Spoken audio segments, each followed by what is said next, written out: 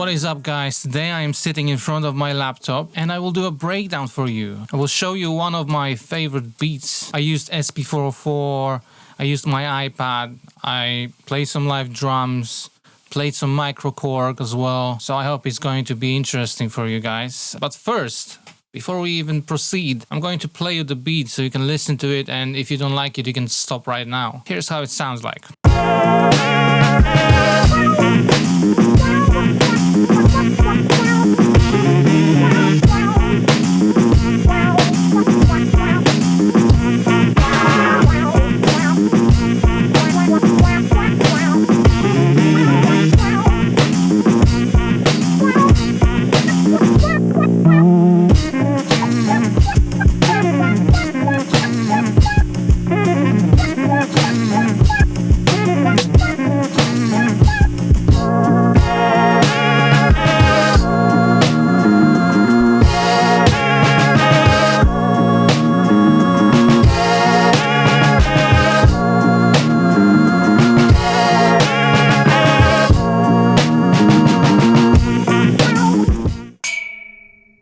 I'm not going to play you the whole song because I don't want this video to be taken down for copyright. But if you want to check out the song, you can see the name of it right at the top of the screen all the time. Prog in Rossard, the one in the brackets. You can Google it and check out what I've done with it. One of the interesting things about the song is that it's in 6/8. I chopped it, made it in the 4/4, but I really like that 6/8 feel and I kept it for a breakdown. So it's a 4/4 beat with a 6/8 breakdown in there. That was that last part you heard. It was in 6/8 actually. So my first step was loading the whole song into the beatmaker free. I auto sliced it into loads of chops. And then when I found what I like, I recorded it straight into the SP404 with the handy RCA to mini jack cable.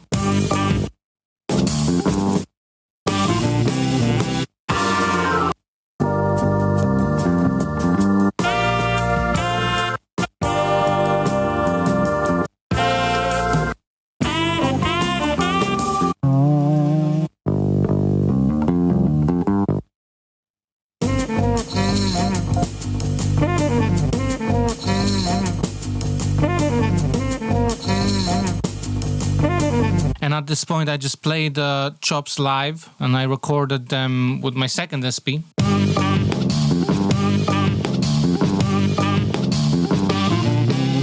No metronome, no BPM, just going purely by feel. And then I fired up Ableton and recorded that straight onto one of the tracks, which you can see right up here. This is how the sample sounds on its own. This coming straight from the SP404.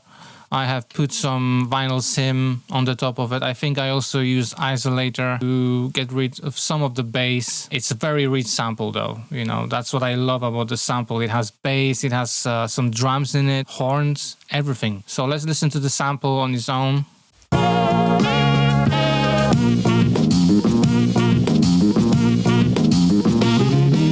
The first thing I've done was to put some FabFilter Pro Q3, did some EQing, took down the low end. You can see some frequencies that I didn't like. And if you see that huge dip over here, that's basically for this little loop over here. When you listen to this, can you hear there is like a little tambourine? This is where that tambourine is. It was very loud, so I cut those frequencies down over here. That helped out a little bit. And then of course RC20, these are the parameters I use, you can see. And the glue compressor, which is taking the signal from the SP404 drums. And this is how it sounds with the effects on.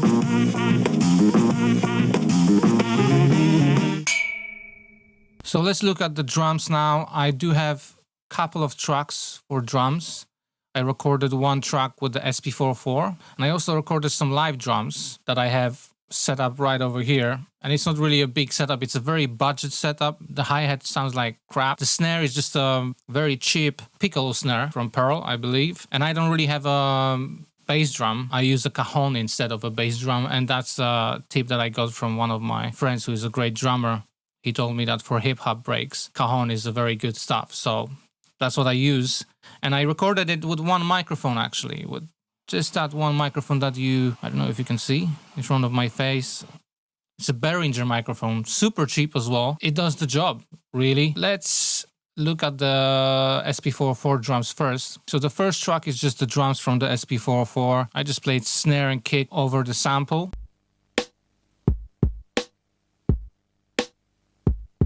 Straight from the SP, as you can see, it's literally one take, and I've done some chopping over here, but the rest is just one take. And on the drums, I also have a few effects. So the first effect I added is just a gate, because there is slight hum coming out of the SP, and because it's just a long track, I wanted to get rid of that hum. Put some glue compressor over it. I have some FabFilter Pro, and I think I used like a stock drum bus mod control on Magic, and I put some saturation over it. So let's listen to the drums without the effect.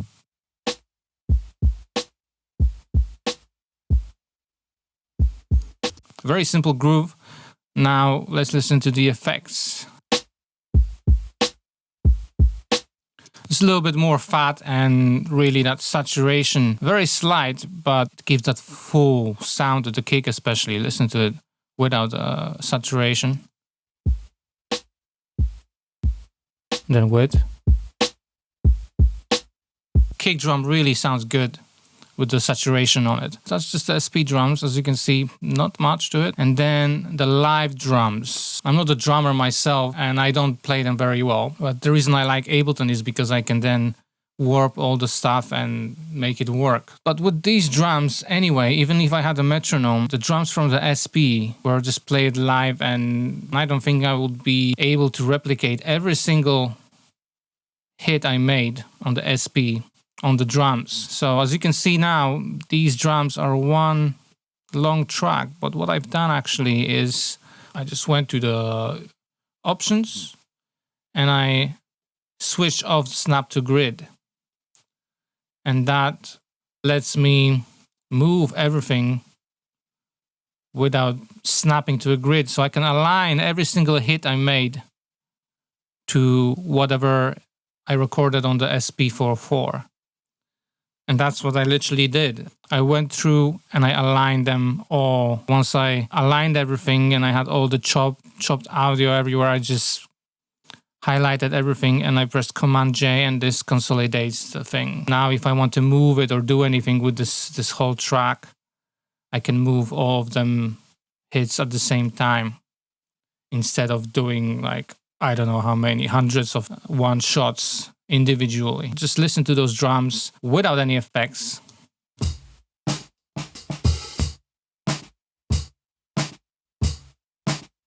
So you can hear very simple beat, and again with the effects.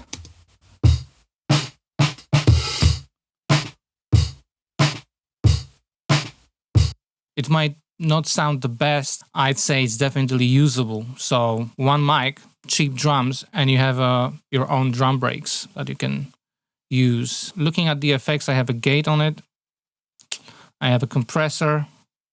I have a FabFilter Pro Q3 again with some weird settings. I'm not a pro, don't judge.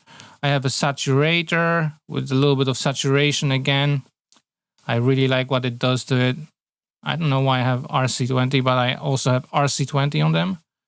These effects. I do have a reverb on them as well, but you can see it's only 10% on that track. And the last one, I think I have another FabFilter Pro with a drum bus, so that's the stock setting.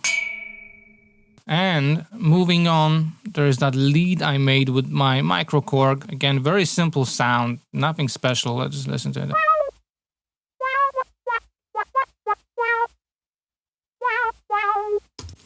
And I haven't done anything really to it. I just put some gate. Then I have an auto filter just to remove the low end, because originally that patch was actually a bass, but I pitched it up. But it still had some of those low frequencies, so I removed them. And then I have RC20 with settings like that, just a little bit of wobble, and FabFilter at the end, which is doing nothing really. So, okay. Next one, the last thing really is just another MicroKorg track.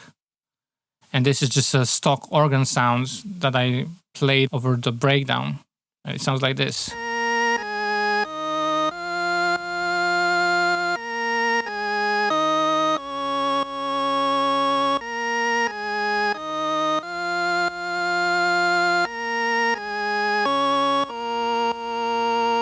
All right, so again, very simple sound, nothing special. I put some auto filter on it to filter down the lows again.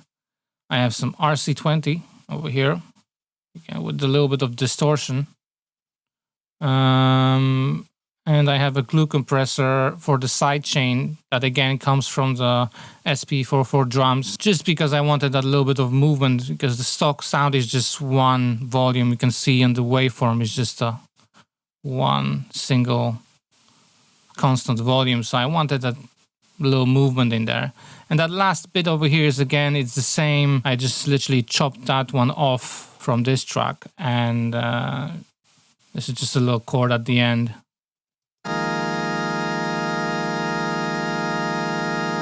And the reason why I put it in the different track is because, as you can see, the levels are different. It's just a full chord, a bit louder, so chopped it off, put it in the other track and took the volume down. And that is it, guys. I hope you enjoyed this quick little breakdown of one of my favorite beats. You will get inspired as well and make some stuff. I just had fun with it. I really love the sample. Super happy how this beat turned out. If you have any questions, again, just hit me up, comment below. Please subscribe to the channel if you like the stuff, and follow me on Instagram, and I will see you on the next one, guys. Thanks.